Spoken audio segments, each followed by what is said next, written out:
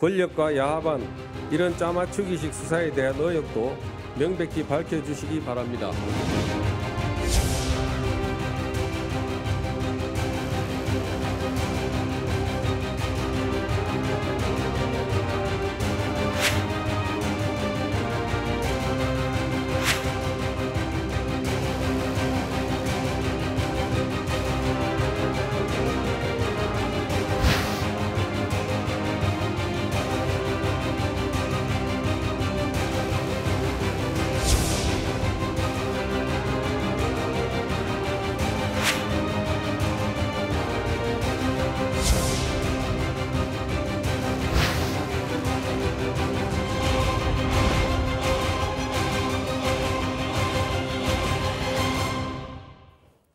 네, 김학의 전 차관 사건을 놓고 검찰 진상조사단과 자유한국당 곽상도 의원 간의 날선 공방이 벌어지고 있습니다.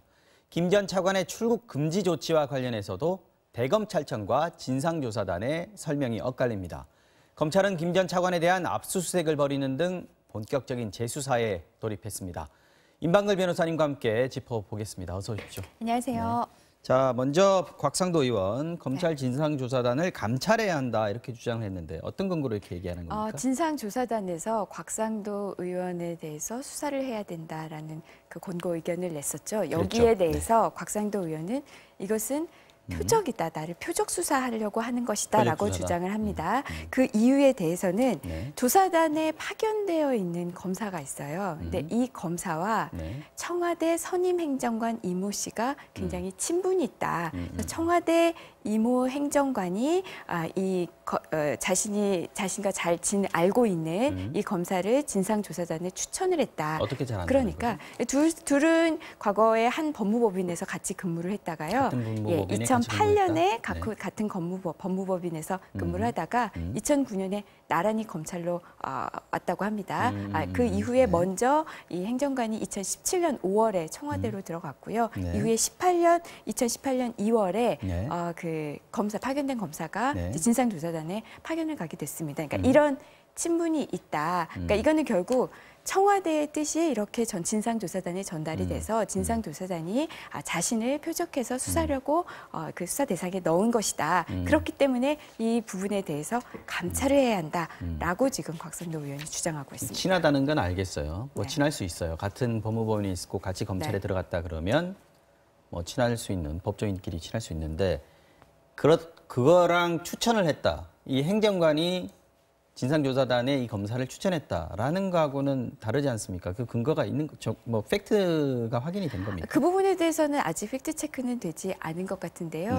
그런데 이제 이 진상조사단 측에서는 휴일에 여기에 대해서 이제 반박을 했습니다. 휴일 성명을 내면서 같이 반박을 했는데 성명을 했어요. 내용은 진상조사단에서 이거 곽상도 의원이 수사에 필요하다라고 의견을 냈다 하더라도 이게 진상조사단에서 결정하는 걸로 끝나는 게 아니다. 왜냐하면 위에 과거사위원회가 이거 여기에 대해서 결정을 내린다. 그렇죠.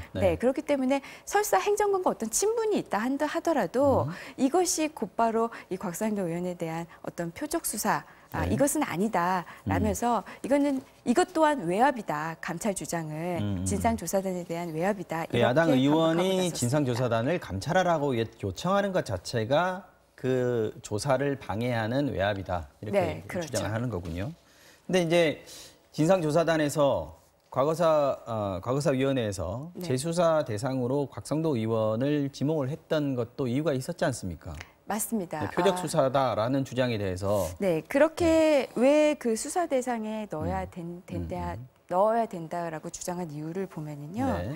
2013년 3월 5일에 기존에 알려진 걸로는 경찰이 그때 민정수석실에 보고를 했는데 묵살됐다 이제 이런 식으로 나왔죠. 그래서 2013년 3월 5일에 청와대가 알고 있었던 거 아니냐 이런 이야기가 있었는데 임명 전에 맞습니다. 2013년 3월 13일에 지명이 됐고요. 15일에 임명이 됐습니다. 그러니까 그 전에 이미 청와대가 알았던 거 아니냐 이런 이야기가 있었는데 이번에 나온 것으로 보면 3월 1일 그보다도 더 나흘 전입니다. 3월 1일에 조홍천 당시 공직기관 비서관이었습니다. 지금 민주당 의원이죠. 그렇죠.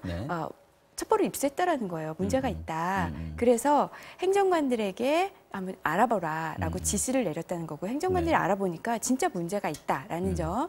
그리고 야당 모 의원이 아예 그 동영상을 갖고 있다더라. 그러니까 좀 위험하다라는 식의 보고를 했고요. 지금 와서 보니까 그게 박지원 의원 그렇죠. 거죠? 그 보고를 그대로 상부에 보고를 했는데 그럼에도 불구하고 13일 날 지명되고 15일 날 임명이 됐다라는 거예요. 그럼 그 상부가 누구냐? 조홍천 당시 공직기관 비서관의 그 상관이라고 한다면은 지금 이야기가 직속 나오고 상관이죠? 있는 네. 당시 민정수석이었던 곽상도 지금 의원이고요. 또 그 위로는 비서실장 허태열 당시 비서실장도 거론이 되고 있어요. 그렇기 때문에 이 사람 당연히 조사를 해야 되는 거 아니야. 당시에 보고를 받았음에도 그냥 임명을 강행한 게 한 데에는 어떤 문제가 있었던 거 아니냐. 좀 이런 그 의혹이 나왔던 거죠. 지금 검찰이 재수사 권고 대상에 들어가 있는 곽상도 의원을 재수사하려고 하면 그게 인사 검증의 문제가 아니고 그때 알았는데 당시에 경찰의 그렇죠. 수사에 대해서 좀 압박을 가했다거나 이런 부분이 나와야 되는 거죠? 네, 맞습니다. 네. 지금 당시에는 지금 이 보고를 받았다라는 그 라인에 있고요. 사실 수사 부분에 본다면 지금 직권남용 뭐 이런 네, 부분이잖아요. 네. 이런 수사를 못하게 무마하는 데에 어떤 그 권한을 남용했느냐 부분이기 때문에 그렇기 때문에 이제 이 부분은 들여다봐야 되죠. 상부에 있다고 이 보고를 받았다고 해서 무조건 직권남용은 아닙니다. 알겠습니다.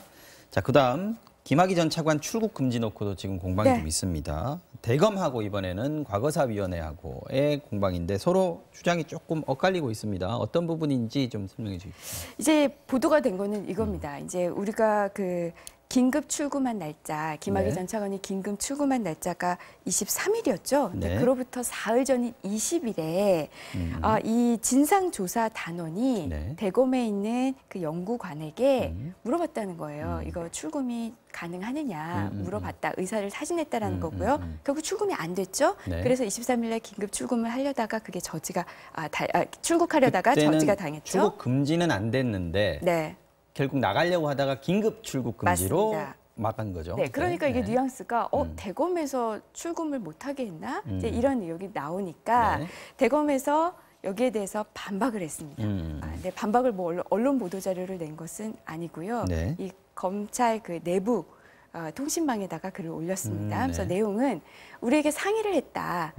진상조사단에서 상의를 해온 상의한 건 거는 맞다. 그런데 진상조사단 측에서 자체적으로 그 부분을 철회했다. 그래서 공식 문건으로 요청을 하라고 하니까 그냥 자진해서 철회했다. 그러니까 우리가 반대한 거, 불허를 한 거는 아니다라고 반박을 했습니다. 근데 여기에 대해서 네. 다시 재반박이 나왔어요. 오늘 기자회견이 맞습니다. 있었어요. 과거사위 위원인 김용민 변호사가 네. 오늘 오전에 여기에 대해서 재반박을 했는데요. 네, 이 내용은 뭡니까? 자, 물어봤더니 이런 이유를 들면서 출금이 어렵다라고 이야기를 했다라는 거. 예를 들어서 이미 김 전 차관이 무혐의 처분을 받았다 과거에. 네네. 그리고 아직 과거사위원회에 보고가 되어 있는 상황이 아닌데 아직 진상조사단이 조사를 하고 있는 상황이지 뭐 보고가 된 것도 아니고 뭐 그러니까 여기에 대한 수사 공부도 아직 이루어지지 않는 상황인데 여기서 출금은 좀 곤란하다라는 입장이 있었는데 이 입장이 굉장히 이례적이라는 거예요. 그러니까 대검에서 지금까지는 별다른 어떤 입장을 보이는 게 없는데 이렇게 반대를 했다라는 건 야 이건 정말 이거는 사실상의 반대구나 대검에서 표명하는 지금까지 별다른 의견 표명이 없었으니까요. 이 점에 대해서는 의견 표명한 것은 이건 확실한 반대구나. 그러면 우리가 어떤 공식 문건으로 제출하는 것은 크게 의미가 없겠다. 그럼 다른 방법으로 이 출금하는 방법을 고려해보자라고 생각했다라는 것이고요. 그리고 실질적으로 우리가 철회한다. 출금 요청 철회한다라는 의사표현도 한 적이 없다. 그러니까 대검 측의 반박은 이거는 잘못됐다라는 기자회견을 자진 철회가 했습니다. 아니고 대검에서 안 될 거라는 뉘앙스를 줬기 때문에 그 공식 문서를 제출하지 않았다는 정도. 그리고 이제 다른 방법을 알아보려고 했다라는 게 이제 기자회견이고요. 또 여기에 대한 제재 반박. 네. 이제 대검 측 입장은 또 입장이 있겠죠. 예, 여기에 대해서는 뭐 추가로 밝힌 사항은 없는데 다만 확실한 거는 네. 필요 없다. 출금은 필요 없다라는 내용을 조사단에 통보한 적은 없다. 이렇게 밝혔습니다. 계속해서 공방이 있을 것 같고요. 네. 자, 또 다른 이슈를 한번 짚어보겠습니다. 남양유업 창업주의 외손녀 황하나 씨.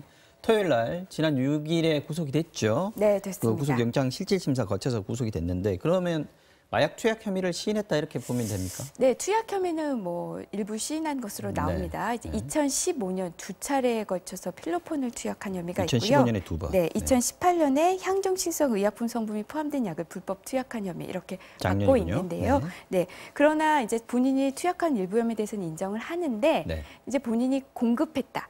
다른 사람에게 마약류를 공급했다라는 혐의에 대해서는 부인을 하고 있습니다. 자기도 그냥 받았다. 네.